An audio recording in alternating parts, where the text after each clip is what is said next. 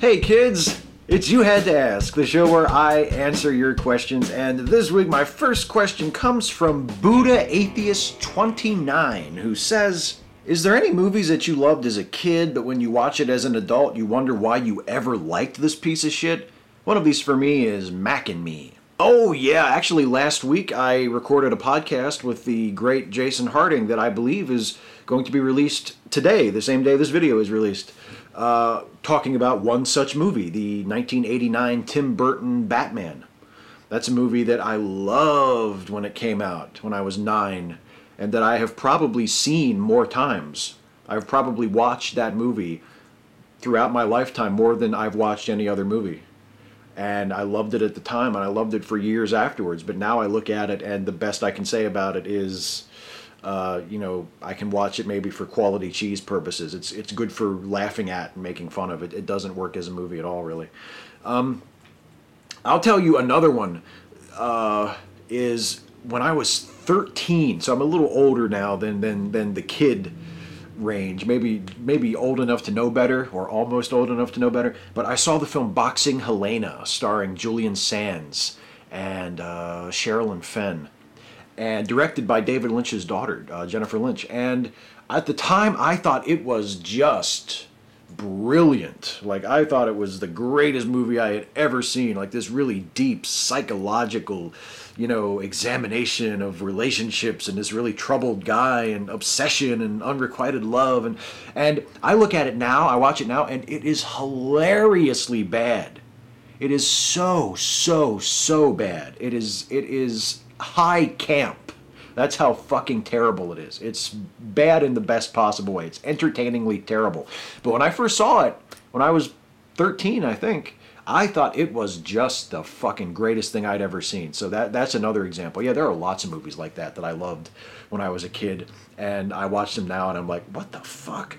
But see, I don't dislike them. Even movies that I watch now and they're not as good as they were when I was a kid, or they're very different than I remember them being, I still hold kind of a nostalgic torch for them in my heart. And I don't out and out hate them. I don't think, oh Jesus, how could I have ever liked this? I'm not embarrassed by it because I was a kid. When you're a kid, you have shitty taste in everything. But I am often shocked by how bad my memory is, or how tainted by nostalgia it is when I watch something that I loved as a kid as an adult, and it's a lot different than I remember it being. Jeff Petrie. Okay, Steven, what is your opinion on the current Marvel Cinematic Universe deal? Do you like the idea of a broader playground for the TV and movies to play in? If it works, what do you think will be the impact on the DC side of things? Well, I don't know if we have to ask the question if it works anymore. It's working right now. It has worked for the last several years. I think Marvel's Cinematic Universe is just humming along like clockwork. I think that as long as it continues to imitate what worked in the comics for so many years, it'll be fine. Which is, every few years you have kind of a crossover event where characters from different standalone movies or different titles, if we want to take it back to comic books, come together and do their thing together, and then they go off and they do their own separate things again, which I think is what has made the Marvel Universe, the Marvel Cinematic Universe, so interesting and so exciting, because you have Iron Man sort of doing his own thing in his movies, you have Captain America doing his own thing in his movies, and Thor, and they can come together, and they every few years they do an Avengers movie, and it's like the big team up, and then they go their separate ways again. And there are the little spin-offs in different corners, like Agents of S.H.I.E.L.D. on ABC and Daredevil on Netflix, which was amazing, and some more some more Netflix shows coming up later this year as well. So hopefully that'll be also a success. So I think they're just imitating what has worked in the comics for so many years, having characters with their own lives and their own stories, but also having the ability to join together and have like a fun team-up adventure. I think that's why it works. And I don't know how it'll affect DC or not. I mean, DC is so strange with their movie franchise now. It's like, in a sense, they're chasing Marvel, but in another sense, they have not learned any of the lessons that you would think they would have learned from Marvel. The direction that DC's movies seem to be going, judging by Man of Steel and judging by the Batman vs. Superman trailer, is make them as unfun as possible. Drain all the fun and joy out of them as much as you can. Because you look at a movie like The Avengers or like Guardians of the Galaxy that is just like a romp, just a wonderful, very smartly written, clever popcorn movie. And then you look at Man of Steel, or you look at the teaser for Batman versus Superman, and try to sort of project what kind of movie that's going to be, and it's exactly the opposite in terms of tone, in terms of sensibility. It's like, no, these movies, these fun superhero movies, are making hundreds of millions of dollars, so let's make dour, grim, joyless superhero movies. Maybe people will go to see those. I don't know, and the fucked up thing is they probably will. Christian Forbes, hey Steve, big fan, really appreciate An Atheist Reads. It feels like you're leaping in front of us all and taking the bullet of stupidity right in the chest for us.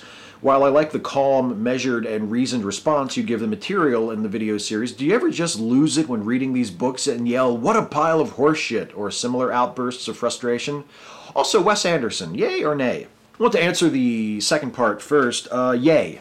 I like Wes Anderson. There are times when I find him a little bit too, a little bit cute, a little bit precious.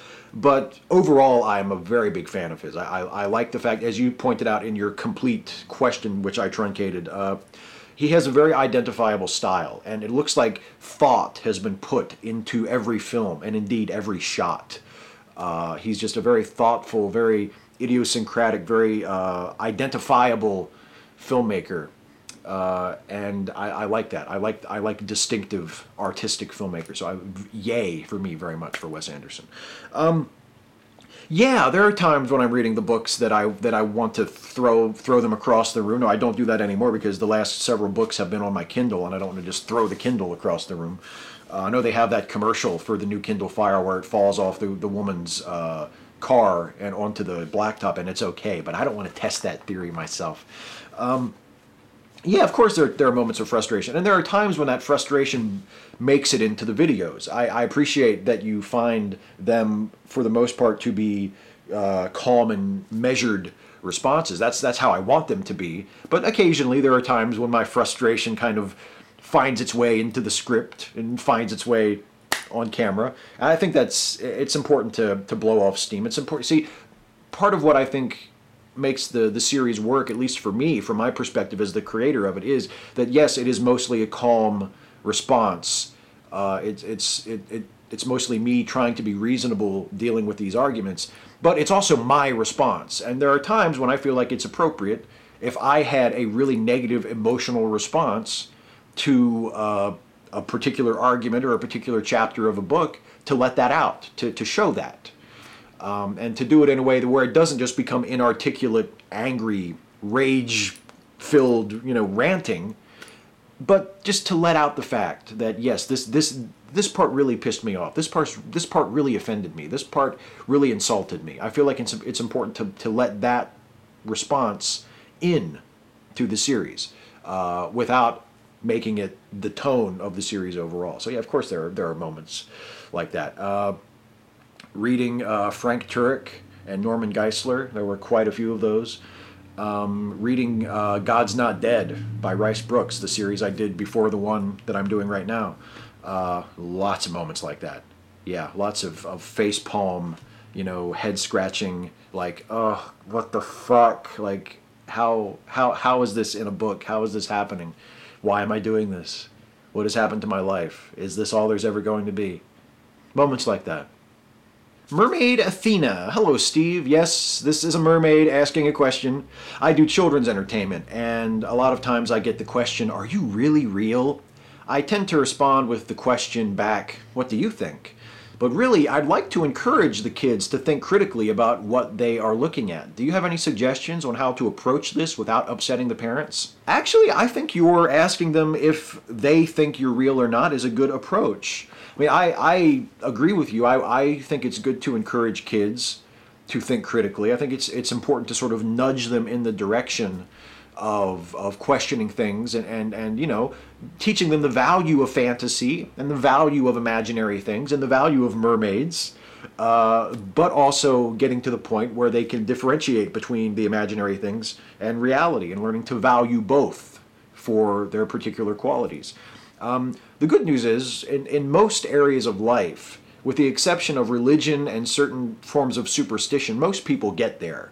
Most people don't, by the time they reach a certain age, they don't have a problem with the concept that mermaids are imaginary and other things are real. So yeah, I don't know if the kids need that much help to get there, but I appreciate the sentiment. But there's a part of me also that thinks in terms of what in professional wrestling parlance it's called kayfabe. It's the idea that the fiction of the show should be inviolable, should be sacrosanct. So a wrestler during a wrestling show, and in the old days, period, whether it was during a show or not, should never tip the fans that what they're watching isn't a legitimate athletic contest. You never tell them that wrestling is a work. And I feel like in show business in general, that's a good principle. While you're in costume as the mermaid, you're the mermaid. And especially if you're talking to little kids who are asking you, are you real? Well, within the context of your performance, you are real. And maybe it's not entirely appropriate to sort of break the fourth wall and say, and acknowledge explicitly to your audience that you're not really a mermaid, because within the context of the performance, you are. So that's a thought that I had too. When you're off duty, maybe if one of the kids who sees you in the show sees you out of your mermaid costume at the store or something and runs up and says, "Aren't you the mermaid?" That might be an opportunity, if you don't feel too bothered by the kid just running up to you, to talk about those sorts of things, about imagination versus reality. But while you're in the mermaid costume and you're doing the show, I think it's okay to just say, yeah, I'm a mermaid. Joseph Fabiano, hey Steve, in light of the recently released second teaser for Star Wars 7, I have a Star Wars question for you. I grew up with the 1997 VHS Special Edition, and I own the 2011 Star Wars The Complete Saga box set on Blu-ray. To this day, I have no complaints about those first three masterful films. I can understand and accept that because some people feel so nostalgic about the original trilogy, they weren't thrilled with George Lucas's edits and digital restorations, remastering, whatever the fuck. My problem is that some of these individuals treat the digitally restored versions of those films as though they're a collective affront to everything that was once grand about Star Wars. Does it really have to be such a big deal? Well, this is the internet, and we're talking about Star Wars fans, so yes, it does have to be that big of a deal. It does. I agree with you, though. It is a little silly. I didn't grow up on the special editions, but the special editions were the first time I ever got to see Star Wars Empire Strikes Back and Return of the Jedi in a theater. And I remember those as being very wonderful movie-going experiences. The special editions began to be released in theaters when I was 17. And that was the first time that I had a chance to see those movies in theaters, because Empire Strikes Back came out the year I was born, so I never got to see that. I was 3 when Jedi came out, so I never got to see them in the theater before that. And I still think back on those as really positive movie-going experiences for me, like getting to see Star Wars on a big screen. Come on. So I don't have the kind of animosity toward the special editions that some super fans have. Yes, it bothers me that Greedo shoots first. Okay, I think Han should shoot first. I think that works better narratively. I think it works better for Han's character. But it's not something I'm going to, rip my shirt over. It's not that big of a deal to me. And actually, I think most of those complaints about the changes in the special editions could have been undercut, could have been preempted if Lucas had simply released the original versions parallel along with the special editions. If instead of forcing fans to accept the special editions and only the special editions, if he had released on home video, he could have done the special edition theatrical release just like he did it, but when it came to releasing the movies on home video, if he had released on DVD and Blu-ray all along remastered versions of the original cuts of Star Wars, Empire, and Jedi, along with the special edition, so that consumers could choose which ones they wanted, I do not think that these problems would exist, at least not nearly to the extent that they do. The bitterness toward the special editions would not be nearly what it is if fans had had the option of choosing the original versions of the film. I think that, more than the changes themselves, That's what really stirred the bitterness of Star Wars fans. It was the idea that they had no choice but to accept this new version of the movie that was different and that had been changed in ways they thought made it inferior to the versions they first saw and the versions they remembered.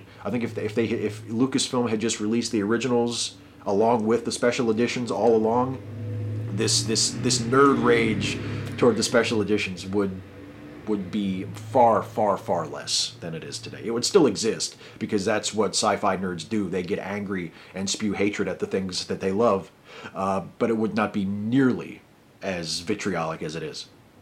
Little Millington 1, hey Steve, I'm part of the debating society at school because I'm a nerd like that, and the next debate will be on whether modern art is art.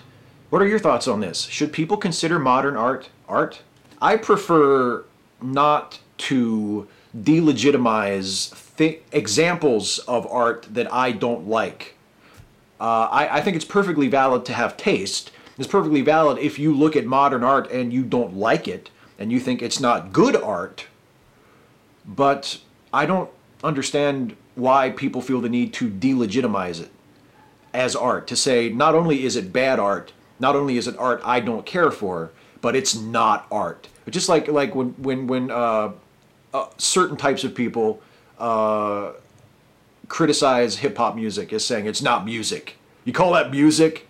Well, yeah, I do call it music. You don't have to like it. You can consider it shitty music if it's not to your taste, but what is the point of trying to say it's not music? I just don't understand that. I mean, I kind of understand it. I think there are some kind of ugly motivations behind it, but I just don't think it's a legitimate form of criticism to just say, oh, I don't like it, therefore it doesn't count as art. You don't have to like modern art, but it's art. If you don't like it, then explain why you don't like it. Explain to me why you feel that it's shitty art. But you don't have to say it's not art. Of course it's art. Art isn't just about a particular type of art. It's about context. It's about message. It's about the intention of the artist. It's about the feelings of the artist. It's about all sorts of things that aren't always easily defined. Can you take a found object and place it in a different context and point at it and say that's a piece of art? Of course you can. Of course you can. People who see it don't have to agree with you. They don't have to get it. They don't have to like it. But I don't see the point of saying it's not art. Of course it's art. Tyrone Jaden Wilson. Dear Mr. Shives, I'm a feminist. I was raised by a family who taught me to always be polite to girls, to open doors, pull out chairs, give them my jacket, pay for the date, etc. I was not taught this in a women are weak way, but more treat them like a queen. Anyways, I went on a date and the girl thought I was pretentious and rude. She told me that she felt I was treating her as the weaker sex and that she can open her own door and pull out her own chair and to treat her like an equal. I'm confused because my sister, who is a feminist, wants her future boyfriend to be like that, but then this girl, who is a feminist, does not like it. I want your opinion on feminism and chivalry and if the two can work with each other or against. How do you personally handle chivalry and feminism? And if there needs to be a change, how can society evolve when it comes to chivalry? People are different. Everybody has their own way they like to be treated, and feminists are no different in that respect. There are some people who are feminists, whether they're men or women, who don't mind having doors open for them, who don't mind having chairs pulled out for them, who don't mind, the guy paying for the date. And then there are people who don't like that, or who don't see why that's necessary. It's all a matter of your personal taste, of your personal feelings, of how you like to be treated. And I don't think either one is invalid. It's perfectly fine to be either way. And being feminist, I don't think requires you to be one way or the other. So I think it just depends on how the girl you're dating wants to be treated. I will say, I don't necessarily think it's good to condition people to treat women as queens. I don't think feminism is about putting women up on pedestals. Feminism is about treating women equally. Now, it's about not mistreating them. It's about treating them well, treating them good, being nice to them, being respectful to them, but in the context of the same way you would be respectful to everybody. And that's how I handle chivalry in my own life. You ask, how do I handle it personally? I try to open doors for everybody if I am in that position, whether it's a guy or a girl coming through the door behind me. I hold the door for them. I try to be polite to everybody regardless of their gender. That's just how I do it. I don't apply chivalry exclusively to women. I do apply it to women, but I apply it to men too. And that seems to work, for me anyway. Just try to be nice to everybody and try not to be a dick to anybody. That, to me, is the best way to go, generally speaking. And generally speaking, when the thunderclap hits, it means it's time for me to stop talking, at least for this part of the video, because it's time to throw it over to the lightning round. Rapid fire questions, glib and adequate answers. See, here we are now in this part of the video, which is pretty much just like the other part of the video, only I talk a little faster. Hey, first up, Swearing Ape. Steve, I have to ask, do you think WWE Studios should buy the rights to non-DC or Marvel comic characters such as Vampirella, Lady Death, and Witchblade, and cast the divas in the lead roles to cash in on the comic book movie craze? And which diva would you cast in each role? No. I think the WWE should sell WWE Studios, should close it down, and should stop wasting money on it, because it's a money pit. I don't think any of those movies have ever turned a profit. Nobody likes them. Nobody watches them. It's a waste of time and money. Stop making the movies. Don't buy rights to make more movies. Stop making the movies. Be a wrestling company. That's what you are. Just saying, if you had to convince someone that racism is both morally and factually wrong as succinctly as possible, what would you say? I would try to evoke empathy in them. I would ask them to imagine themselves in the shoes of someone in the discriminated against class, and try to ask, how do they think it would feel? How would you feel if you were being treated that way because of the color of your skin? Maybe it would work, maybe it wouldn't, but I find that empathy and human compassion can be far more persuasive than the most airtight logical argument. So I will try that. Snow Ibuki, question, if you were forced at gunpoint to murder either Bill O'Reilly, Glenn Beck, Rush Limbaugh, or Charles Manson with a frozen cucumber, who would you choose and why? O'Reilly, because he's just such a fucking dick, and he has the largest audience, and he's just a dick. I fucking think he's just a huge dick. Fuck him. If I had a gun to my head, I would beat him fucking to death with a fucking frozen cucumber. Fuck Bill O'Reilly. Jesus Christ, I hate that fucking Bill O'Reilly. Bill O'Reilly. I don't like the other guys either, by the way, but Bill O'Reilly with a frozen cucumber in the face until even his mother doesn't recognize him. That big fucking cinder block of a face. They wouldn't even know him in Levittown when I was done with him. Hypothetically, if I had a gun to my head. Alessandro B. So that's how it is, Mr. Shives. DevShell asks a BS question and gets a reply. I ask you a simple one repeatedly and I get squat. Well, as a patron, I demand you reply with a yes/no to my question. Have you watched my video song for Facebook Satan? God, if you're going to be that way, okay, I'll answer your question. No, I have not watched that. Tainted Liberal, will you attend the Jamelia wedding ceremony even though you hate weddings? You know, isn't it enough that I got this little in-joke that maybe 5 people watching the video will get? Isn't it enough that that's in the video? Do I really have to go to the wedding? Can't I just not send a gift? Jason with a D. Hey, Steve, where are my keys? Oh, for fuck's sake. Are these your keys right here? Hang on. Are these your keys? No, those are my keys. I'm sorry. Here. Why am I keeping your keys in my pocket? Are these your keys? No, these are my other keys. I have not seen your keys. I do not know. Fred's Fresh Beats. Okay, here's a question for you. Does it bother you to see In God We Trust on our money, or do you think the issue is rather insignificant when compared to other things like creationists spreading lies about science? I think it is relatively insignificant compared to other issues that the secular community or the atheist activist community could focus on, but it does bother me. I believe in separation of church and state. I believe in a secular government, and that would mean, to me, no In God We Trust on the money. But compared to other issues like the one you described, for instance, no, it's not that big of a deal, but it does bother me. This is 3D. Hey, Steve, when you procrastinate, what is your go-to computer game? Free Cell, Solitaire, Minesweeper, or that pinball game that came on Windows XP? This question is super important, so it should probably be like the first one answered. Just saying. Yeah, well, you don't pick the order, son. I pick the order. or daughter. I'm not sure what sex you are. I'm sorry if I misgendered you just now. I apologize. No, historically it would be Free Cell. I used to play a lot of Free Cell, but nowadays I usually go to the DOS archive on the Internet Archive and I play Doom 2 or sometimes Wolfenstein 3D, because I remember both of those games from when I was like 12 or 13 or 14 years old. I used to play those games all the time, and I play them now on the Internet Archive, and they're fucking fun as shit. So those are my go-to games now. And I remember that pinball game. That pinball game on Windows XP was awesome. I used to play that all the time too. A video game version of a pinball machine. What the fuck sense does that make? Charles Sutherland, what did you think of the new Batman vs. Superman trailer? Do you bleed, Shives?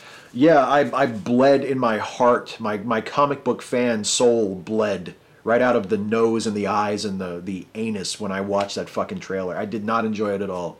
It was like, I bled because it stabbed me right here in my Superman, Batman fan heart. It doesn't look like a very fun movie, does it? I mean, I guess if you're the type of psychopath who gets excited by watching Batman threaten to make Superman bleed, you might like it, but it doesn't look like it's going to be my cup of tea. I mean, I'll go see it because I'm a slave, but it doesn't look like it's going to be my cup of tea. I'll go see it so I can do like I just made fun of those Star Wars fans for doing and bitch about it.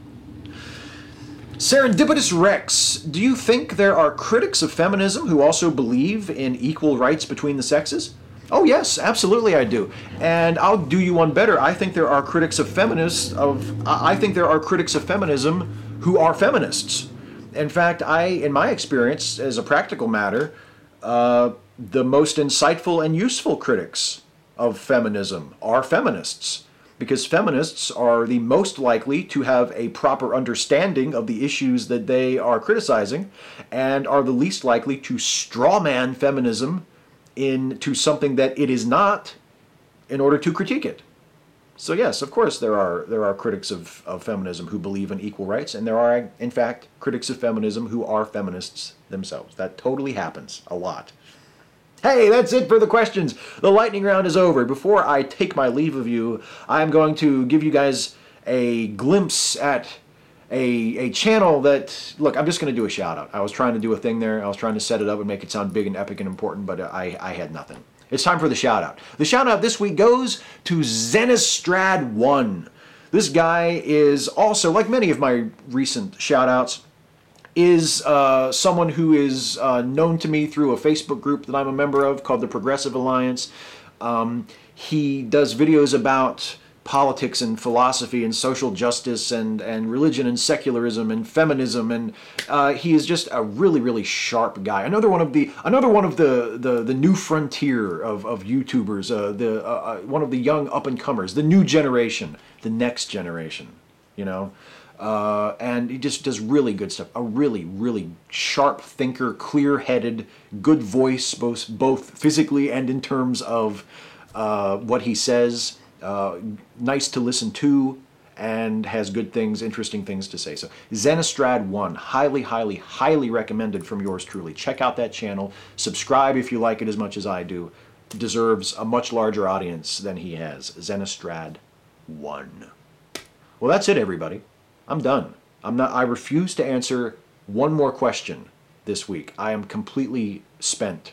So I would ask you before I go to please leave a comment on this video asking me your question for next time. Ask me anything about anything. Nothing is too serious. Nothing is too silly, and I will answer as many of them as I possibly can in the next video. So thank you guys for watching, and take care.